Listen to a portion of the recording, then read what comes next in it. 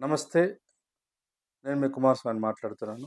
మిత్రులారా, మార్చి 13, 2025 నాడు ఉస్మానియా యూనివర్సిటీ అధికారులు ఉస్మానియా యూనివర్సిటీలో విద్యార్థులు ఏ రకమైనటువంటి ప్రొటెస్ట్ గాని, ఏ రకమైనటువంటి ఉద్యమాలు గాని నిర్మించడానికి వీలు లేదనేటువంటి ఒక సర్క్యులర్‌ను తీసుకొచ్చిన మాట ఇవాళ విస్తృతంగా రాష్ట్రంలో చర్చ జరుగుతుంది.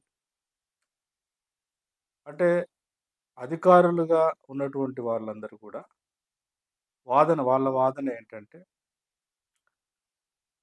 విశ్వవిద్యాలయాలలో విద్యార్థులు లేదా విద్యార్థులకు నాయకత్వం వహిస్తున్నటువంటి వివిధ పార్టీలకు అనుబంధంగా ఉన్నటువంటి విద్యార్థి సంఘాలు కావచ్చు, లేదా స్వయం ప్రతిపత్తితో పనిచేస్తున్నటువంటి విద్యార్థి సంఘాలు కావచ్చు. మొత్తంగా విద్యార్థులు ఈ మధ్య కాలంలో చాలా విరివిగా విస్తృత స్థాయిలో ప్రతి చిన్న సమస్యకు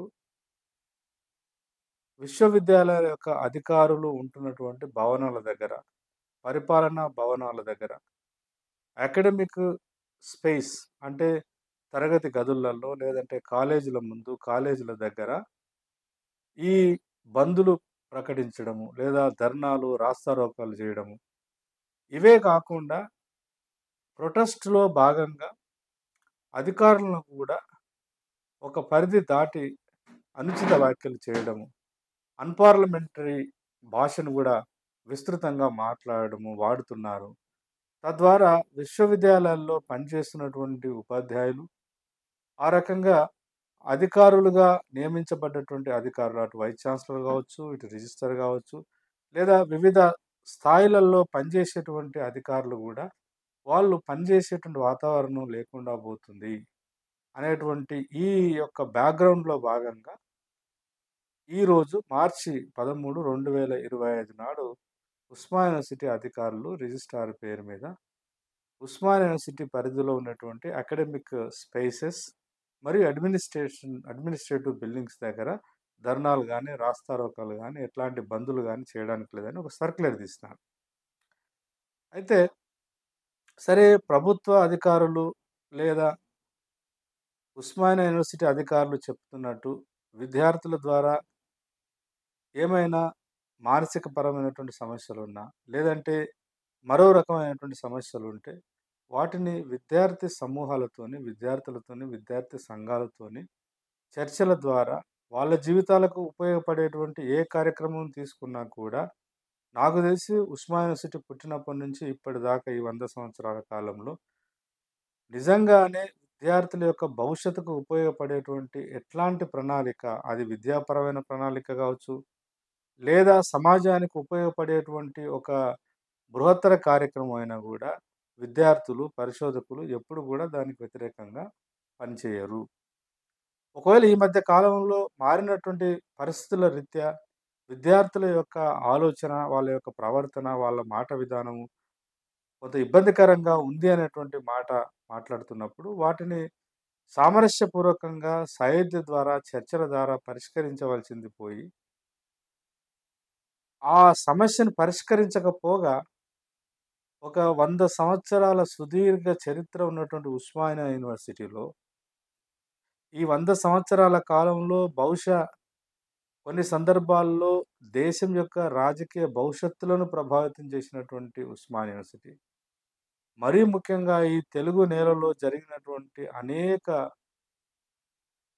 గుణాత్మకమైనటువంటి సామాజిక, ఆర్థిక, రాజకీయ మార్పులకు పునాదులేసినటువంటి ఉస్మానియా యూనివర్సిటీని ఒక సర్క్యులర్ ద్వారా బందులు పాటించడానికి వీల్లేదు. విద్యార్థులు సమూహంగా ఉండడానికి వీల్లేదు. విద్యార్థులు ధర్నాలు, రాస్తారోకోలు చేయడానికి వీల్లేదనేటువంటి ఒక సర్క్యులర్ తీసుకురావడమే ఒకంత వింతగా, ఒకంత ఆశ్చర్యంగా గూడా ఉంది. వాస్తవానికి ఉస్మానియా యూనివర్సిటీకి ఆ చరిత్ర ఉందా?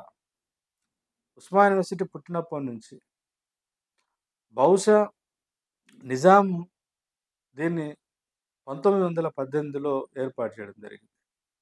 1918 నుంచి దాని యొక్క జీవిత పరంపరలో భాగంగా ఈవెన్ దేశవ్యాప్తంగా స్వాతంత్రోద్యమం జరుగుతున్నప్పుడు విద్యార్థి నాయకులుగా ఉన్నటువంటి పివి నరసింహారావు లాంటి వాళ్ళు, అనేక మంది ఆ కాలంలో విద్యార్థులుగా ఉండి, అటు నిజాంకు వ్యతిరేకంగా, అట్లాగే బయట కలోనియల్ బ్రిటిష్ ప్రభుత్వాలకు వ్యతిరేకంగా కాంగ్రెస్ ఆధ్వర్యంలో వందే మాతరం ఉద్యమం జరుగుతున్నప్పుడు గూడా అదే ఆర్ట్స్ కాలేజ్ వేదికగా నినదించినటువంటి విద్యార్థి లోకం ఉంది. విద్యార్థులు ఉద్యమాలు, ధర్నాలు, రాస్తారోకోలు ప్రజల తరపున నిలబడి కొట్లాడినప్పుడు అధికారులు విద్యార్థులను కళాశాల నుంచి బహిష్కరించిన సందర్భాలున్నాయి. ఇక్కడ గాదు మీరిక్కడ చదువుకోవడానికి వీల్లేదనుకుంటే పివి నరసింహారావు లాంటి వాళ్ళని రెస్ట్రికేట్ చేస్తే వాళ్ళు నాగ్‌పూర్ లాంటి ప్రాంతాలకు, బెనారస్ హిందూ యూనివర్సిటీ లాంటి విశ్వవిద్యాలయాలకెళ్ళి అక్కడ విశ్వవిద్యాలయాలలో చదువుకొనొచ్చిన సందర్భాలున్నాయి తప్ప, మొత్తం విద్యార్థి సమూహమే, పరిశోధనా సమూహమే మాట్లాడడానికి వీల్లేదు, ప్రొటెస్ట్ చేయడానికి వీల్లేదని ఎన్నడూ గూడా ఉస్మానియా చరిత్రలో అట్లాంటి ప్రయత్నం జరగలేదు. నేను విద్యార్థిగా, పరిశోధకుడిగా ఉస్మానియా యూనివర్సిటీలో ఉన్నప్పుడు 2000 దాదాపు 7, 8 ప్రాంతంలో అప్పుడున్నటువంటి వైస్ ఛాన్సలర్ గారు ఇట్లాంటి ఒక చిన్న ఎస్సీ, ఎస్టీ అట్రాసిటీ యాక్ట్ అనేది ఉస్మానియా పరిధిలో అది దానికి అది వర్తించదనేటువంటి ఒక చిన్న సర్క్యులర్ తీస్తే, ఆనాడు మేము చాలా హుందాగా, చాలా గొప్పగా ఆనాడు ఉన్నటువంటి విద్యార్థి సమూహం అంతా గూడా, ముఖ్యంగా ఎస్సీ, ఎస్టీ విద్యార్థి సంఘము, తర్వాత కలిసొచ్చేటువంటి ఇతర ప్రగతి సంఘాలను కలుపుకొని, ఆనాడు అధికారులతోని వాళ్ళు తీసుకొచ్చినటువంటి సర్క్యులర్ చాలా చట్టవిరుద్ధమైనది.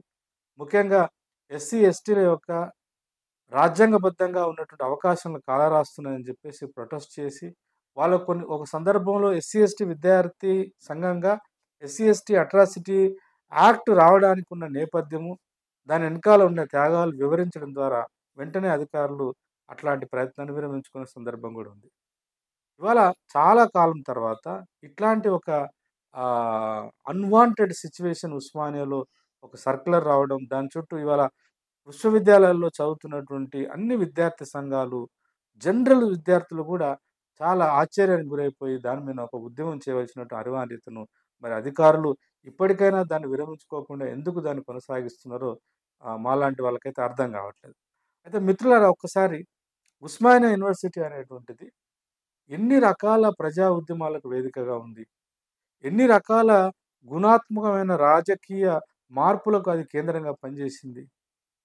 చరిత్రలో చూస్తే 1952లో ఇడ్లీ సాంబార్ గో బ్యాక్ ఉద్యమం వచ్చినప్పుడు గాని, నాన్ ముల్కీ గో బ్యాక్ ఉద్యమం వచ్చినప్పుడు గాని, 1969లో తెలంగాణలో పుట్టి పెరిగినటువంటి ముల్కీ అంటే స్థానిక విద్యార్థులకు, యువతకు ఉద్యోగ అవకాశాలు రావట్లేదు.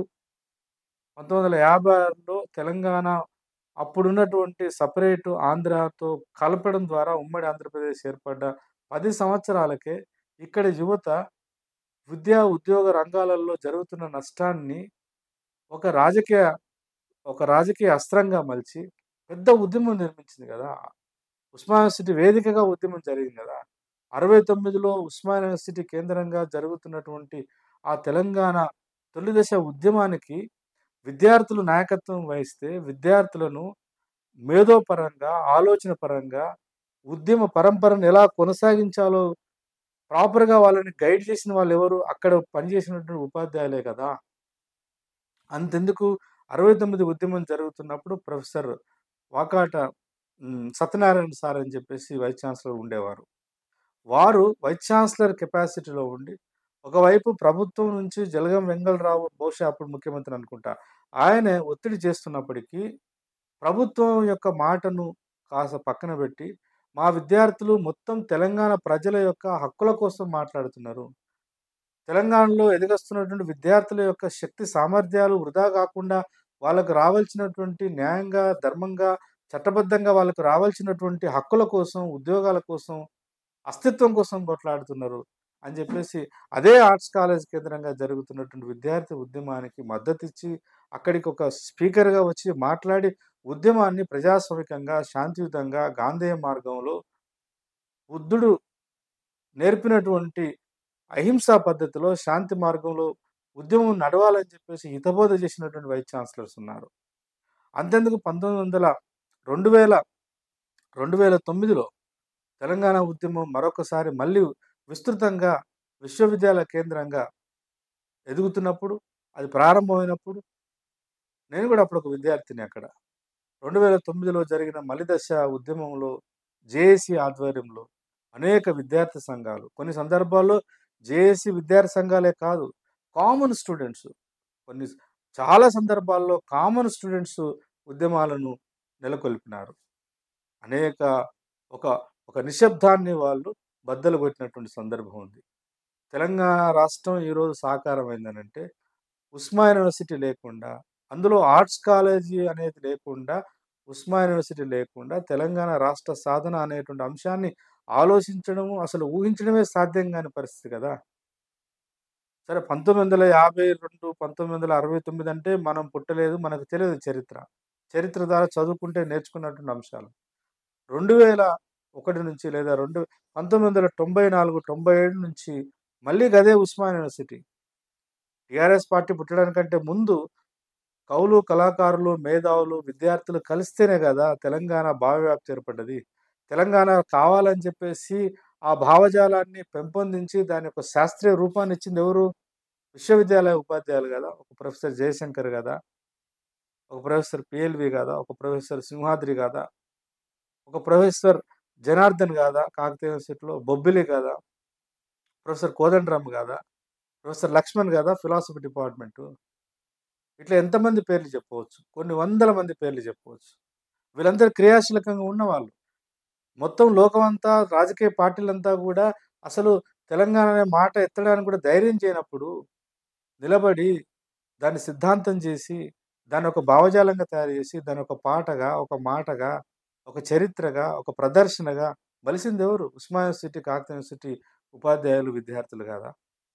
అంత గణనీయమైన చరిత్ర ఉన్నటువంటి దాన్ని, ఇవాళ వాటికి సంబంధించిన ఆనవాళ్ళు ఇప్పటికి తడియారని నెత్తురే గదా అది.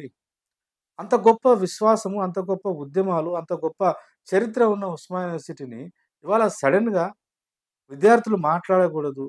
విద్యార్థులు ఏ మాత్రము వాళ్ళు హక్కులు అడగకూడదని చెప్పేసి ఒక శాసనం తీసుకురావడం అనేది ఎంతవరకు సబబు? అదే రకంగా 2009లో ఉద్యమం ప్రారంభమై ఒక ఉధృతమైన ఉద్యమం జరుగుతున్నప్పుడు, అప్పుడు ప్రొఫెసర్ తిరుపతిరావు గారు వైస్ ఛాన్సలర్ ఉండే. అప్పుడు ఎగ్జామ్స్ పోస్ట్‌పోన్ చేయాల్సిన పరిస్థితి. అప్పుడు అసలు ఈ క్షణానికి ఏం జరుగుతానటువంటి ఒక భయాందోళన ఉండే. ఒకవైపు పోలీసు, పారామిలిటరీ దళాలు, ఆ! మందుగుండు సామాగ్రి, లాఠీలు, తుపాకులు, టియర్ గ్యాస్‌లు, ఒక విస్తృతమైనటువంటి ఉద్యమం జరుగుతున్నప్పుడు ప్రాణాలు లెక్క చేయకుండా తెలంగాణ కోసము విద్యార్థులు ప్రాణాలు తెగించి కొట్లాడిండ్రు. అప్పుడు ఏ బ్యాన్ లేదే. అప్పుడు ఇంకా పాలకులెవరు? ఆంధ్ర పాలకులు. అప్పుడు ముఖ్యమంత్రి ఎవరు? కిరణ్ కుమార్ రెడ్డి గారు. ఆంధ్ర ప్రాంతానికి సంబంధించినవారు. అంతకుముందు రోసయ్య లాంటి వాళ్ళు. మరి వాళ్ళెప్పుడు బ్యాన్ చేయలేదే. వాళ్ళెప్పుడు అధికారులను, వైస్ ఛాన్సలర్‌ను, రిజిస్ట్రార్‌ని పిలుచుకొని అక్కడ మీరు బ్యాన్ చేయండి అని అడగలేదే. ఎందుకు?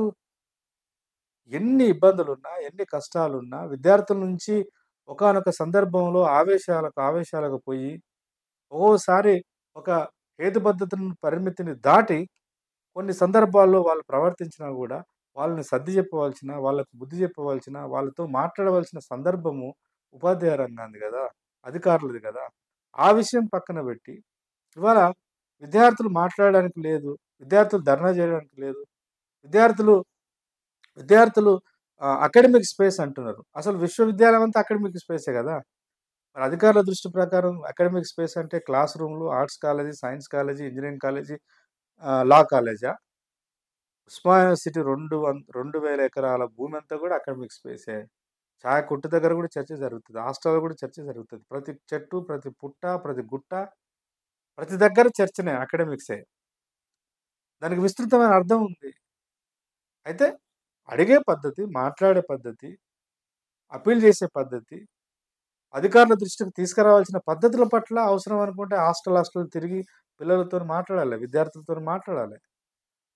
అలా గాకుండా ఇట్లాంటి ప్రొటెస్ట్ చేయదనేటువంటి ఒక తీసుకురావడం ఆనాడు తిరుపతిరావు సారు విద్యార్థులు ఎలా ఎలా అంటే అలా మొత్తం లోకం అంతా గూడా విద్యార్థులు ఎలా అంటే అలా నడుస్తున్నప్పుడు అధికారులు, ప్రభుత్వాలు అన్నీ కూడా విద్యార్థుల యొక్క ఆలోచనకు అనుగుణంగానే పనిచేసినాయి. నేను అంటే కాబట్టి అప్పటిలాగా ఇప్పుడు అవసరాలున్నాయా? ప్రతి చిన్న విషయానికి, పెద్ద విషయానికి చట్టపరంగా లేదంటే యూజీసీ నార్మ్స్ ప్రకారము విద్యా విద్యా వ్యవస్థ సిస్టమ్ ప్రకారం నియమ నిబంధనల ప్రకారము సాధ్యం గాని కోరికలు కోరుతున్నారు విద్యార్థులంటే yes. There are other methods to deal with the students. అలా గాకుండా ఇవాళ ఈ సర్క్యులర్ తీసుకొచ్చి ఇప్పటికి మార్చి 13 తారీఖంటే ఇవాళ దాదాపు వారం రోజులైతుంది. ఈ వారం రోజులు విద్యార్థులు రిక్వెస్ట్ జేస్తున్నారు. విద్యార్థులే కాదు, మీడియా రంగంలో పనిజేసేవాళ్ళు, బుద్ధిజీవులు, ఒకప్పుడు అసలు విద్యార్థి ఉద్యమాలకు నాయకత్వం వహించినటువంటి మాజీ ప్రొఫెసర్సు, ఉద్యమ నాయకులు అందరూ గూడా దాన్ని విరమించుకోవాలని జెప్పేసి ప్రభుత్వానికి, ఇటు అధికారులకు విన్నవిస్తున్నా, ఏ మాత్రం గూడా దాని మీద స్పందించకుండా అట్లాగే స్టబ్బర్న్‌గా ఉండడం మాత్రం అది న్యాయమైనది గాదు. అది ఏ రకమైనటువంటి మంచి ఫలితాలివ్వదు. అట్లాగే ముఖ్యంగా గౌరవ ముఖ్యమంత్రి గారు, ఎందుకంటే వారి చేతిలోనే ఇవాళ విద్యాశాఖ ఉంది గాబట్టి, మరి ఒక వైపేమో ప్రజలకు స్వేచ్ఛ, సమానత్వం, సౌభ్రాతృత్వము, సామాజిక న్యాయము, ప్రజారాజ్యం అని అంటూనే, ప్రజారాజ్యంలో మరి విశ్వవిద్యాలయాలలో మాట్లాడడానికి లేదు అని జెప్పేసి మాట మీద నిషేధం ఇస్తే, మాట మీద నిషేధం పెడదామని ప్రయత్నం చేస్తే ఎంతవరకు కరెక్ట్ అని జెప్పేసి ప్రభుత్వాలు ఆలోచించాలి. ముఖ్యంగా గౌరవ ముఖ్యమంత్రి గారు ఇమ్మీడియేట్‌గా ఈ ఆర్డర్‌ను ప్రభుత్వ అధికారులు, ముఖ్యంగా విశ్వవిద్యాలయ అధికారులు చేసుకునే విధంగా వారిని పురమాయించవలసినటువంటి అవసరం ఉంది. అట్లాగే ముఖ్యంగా ఇవాళ ఒక చాలా విచిత్రమైనటువంటి పరిస్థితి. 100 సంవత్సరాల ఉస్మానియా యూనివర్సిటీకి మొట్టమొదటిసారి ఒక దళిత సామాజిక నేపథ్యం ఉన్నటువంటి ఒక పెద్దాయన వైస్ ఛాన్సలర్ వచ్చినాడు. అంటే దళిత సామాజిక వర్గం నుంచి వచ్చినారంటే ఖచ్చితంగా ఒక ఒక జీవితం, ఓ ప్రత్యేకమైన జీవితం. కష్టాలు, కన్నీళ్ళు, ఎన్నో అవమానాలు, ఆకలి, రకరకాల అనేక రకాల ఆటుపోట్లను ఎదుర్కొని వచ్చి ఈ స్థాయికి ఎదిగి, ఒక ఇంజినీరింగ్ కాలేజ్‌లో ఒక ప్రొఫెసర్‌గా ఎదిగి, ఒక వైస్ ఛాన్సలర్‌గా రావడం అనేది మాలాంటి వాళ్ళందరం గర్వపడ్డము, ఆనందించడము, సంతోషపడ్డాం. దురదృష్టం ఏందనంటే వారు ఒక వైస్ ఛాన్సలర్‌గా ఉన్నప్పుడు ఇట్లాంటి సర్క్యులర్ రావడం ఆశ్చర్యమే గదా! ఇవాళ విశ్వవిద్యాలయాలలో ఏ పిల్లలున్నారు? ఎస్సీ, ఎస్టీ, ఓబీసీ, తర్వాత బీద, బిక్కు గ్రామాలకు సంబంధించినటువంటి వాళ్ళే ఉన్నారు. ఆర్థికంగా చూసుకుంటే 100కి 100% బిలో పావర్టీ లైన్ వాళ్ళు, లేదంటే మధ్య తరగతి ప్రజలే, కుటుంబాలకు సంబంధించిన వాళ్ళే ఉన్నారు. కులపరంగా చూసుకుంటే ఎస్సీ, ఎస్టీ, ఓబీసీ పిల్లలే 90% పైన ఉన్నారు. మరి ఆ పిల్లలకు, ఆ విద్యార్థులకు, ఆ పరిశోధకులకు కావాల్సినటువంటి మినిమమ్ అవకాశాలు లేదా మినిమమ్ పాసిబిలిటీస్, ఫెసిలిటీస్ కల్పిస్తే విద్యార్థులు ఎందుకు ధర్నా చేస్తారు? విద్యార్థులు ధర్నా చేయాల్సిన అవసరం, ఎందుకంటే చదువుకునే వాళ్ళు చదువుకుంటారు, లైబ్రరీకి పోయేవాళ్ళు లైబ్రరీకెళ్తారు, హాస్టల్‌లో ఉండేవాళ్ళు హాస్టల్‌లో ఉండి చదువుకుంటారు. అకాడమిక్ వాతావరణం రెగ్యులర్‌గా క్లాసులు రావాలె, పరిశోధనలు పెరగాలె. యూనివర్సిటీ యొక్క స్థాయిని పెంచడం కోసం విద్యార్థుల సహకారం కావాలని మాట్లాడి చెప్పినప్పుడు విద్యార్థులు ధర్నాలు, రాస్తారోకోలు చేస్తే తప్పకుండా మాలాంటి వాళ్ళని కూడా అవి సరైనది కాదని చెప్పేసి వాదించే అవకాశం ఉన్నది. కాబట్టి ఇప్పటికైనా గౌరవ వైస్ ఛాన్సలర్ గారు ఉస్మానియా యూనివర్సిటీ, అట్లాగే రిజిస్ట్రార్ గారు, అట్లాగే ప్రభుత్వం గూడా ఈ మార్చి 13, 2005లో తీసుకొచ్చినటువంటి సర్క్యులర్‌ని banning the students protest and their public voice in the campus environment అనే దాన్ని ఇమ్మీడియేట్‌గా విరమింపజేసుకోవాల్సిన అవసరం ఉంది. లేదంటే ఇవాళ పరిస్థితులు మారిన తర్వాత ఎప్పుడెప్పుడైతే ఈ ఎస్సీ, ఎస్టీ, బీసీల నుంచి అధికారులుగా ఉంటున్నారో అప్పుడే ఇట్లాంటి యూనో సర్క్యులర్స్ వస్తున్నాయనేటువంటి ఒక వాదన గూడా బయట చర్చ జరుగుతుంది. కాబట్టి గతంలో ఉన్నటువంటి ప్రొఫెసర్ రవీందర్ సార్ ఉన్నప్పుడు గూడా వారి మీద గూడా అనేక రకాల విమర్శలు, అనేక రకాలైనటువంటి ఆ విమర్శలొచ్చినాయి. దానిలో నిజమెంతో, అబద్ధమెంతో నాకు తెలవదు గానీ, ఇవాళ మళ్ళా ఒక దళిత సామాజిక వర్గానికి సంబంధించిన వైస్ ఛాన్సలర్ ఉండి, అప్పుడు బీసీ, ఇప్పుడు ఒక ఎస్సీ ఇద్దరు ఉన్నప్పుడే విద్యార్థుల యొక్క గొంతును నొక్కేస్తున్నారనే అపవాదము తీసుకొచ్చుకోవడం అనేది వాళ్ళకి కూడా మంచిది కాదు. కాబట్టి సంస్కరణలకు, విద్యార్థుల యొక్క కోరికలకు మధ్య ఉన్న అగాధాన్ని పూడ్చడం కోసం ప్రభుత్వం చేయవలసినటువంటి పనులేంటిది? ఉపాధ్యాయ వర్గం నిర్వహించవలసిన గుణాత్మకమైనటువంటి కార్యాచరణ ఏమిటి? ఇవి 2 సమపాల్లో పోతున్నప్పుడు తప్పకుండా విద్యార్థి లోకం, ఎందుకంటే అసలు ఊర్ల నుంచి వచ్చేటువంటి ప్రతి విద్యార్థి గూడా, ప్రతి పరిశోధకుడు గూడా జీవితంలో స్థిరపడాలి, బాగుపడాలి, ఉపయోగపడాలి. ఈ విశ్వవిద్యాలయం నాకు ఉపయోగపడాలని కోరుకుంటారు తప్ప, రోజు లేసి ఆర్ట్స్ కాలేజ్ దగ్గర కూర్చొని రాజకీయాలు చేయాలనేటువంటి వాళ్ళ సంఖ్య చాలా తక్కువ. రాజకీయాలు గూడా గౌరవప్రదంగా, ఒక హుందాగా చేసిన చరిత్ర ఉంది ఉస్మానియా యూనివర్సిటీకి. ఇవాళ దేశవ్యాప్తంగా, ప్రపంచవ్యాప్తంగా అనేక ఉద్యమాలకు అది నిలయంగా ఉంది. మండల్ కమిషన్ ఉద్యమం వచ్చినప్పుడు కావచ్చు, లేదంటే అంతకుముందు భావజాలాలు వేరైనా గూడా ఒకవైపు రైట్ వింగు, ఆ తర్వాత లెఫ్ట్ వింగు, ఆ తర్వాత అనేక రకాల ఆలోచనలకు పుట్టినిల్లు గదా! Osmania university arts college. అదొక గుండెకాయ. కాబట్టి అట్లాంటి ఒక గణనీయమైన చరిత్రను ఉస్మానియాను ఇట్లాంటి సర్క్యులర్స్ ఇచ్చి ఆపుదాం అనేటువంటి ఆలోచన చేయడం మంచిది గాదు. బుద్ధిజీవులు బయట మాట్లాడుతున్నారు. ప్రభుత్వానికి తెలుసు ఇంటెలిజెన్స్ రిపోర్ట్ పోతది. కాబట్టి ఇప్పటికైనా ఇట్లాంటి సర్క్యులర్‌ను విరమించుకోవాలి. ఎందుకనంటే ఉస్మానియాలోనే ఒక సర్క్యులర్ తీసుకొచ్చి బ్యాన్ జేసినారని జెప్పేసి మిగతా విశ్వవిద్యాలయాల్లో, మిగతా కళాశాలల్లో ఈ యొక్క అన్‌వాంటెడ్ ఒక ప్రచారం జరగవచ్చు. అది ఒక ఉదాహరణగా దాని యొక్క ప్రేరణగా తీసుకొని మిగతా విశ్వవిద్యాలయాల్లో గూడా అట్లాంటి పరిణామాలు రావచ్చు. మొత్తంగా సవ్యంగా ముందుకు పోతుందనుకున్న తెలంగాణ మళ్ళీ తిరోగమనం వైపు, మరీ ఉద్యమాల వైపు యువతను అట్లా ఎంగేజ్ చేయడం మంచిది కాదని చెప్పేసి ప్రభుత్వానికి విజ్ఞప్తి చేస్తూ, అధికారులు గూడా ఇమ్మీడియేట్‌గా దాన్ని విరమింపజేసుకుంటే బావుంటదని చెప్పేసి విజ్ఞప్తి చేస్తున్నాను. సెలవు. Thank you.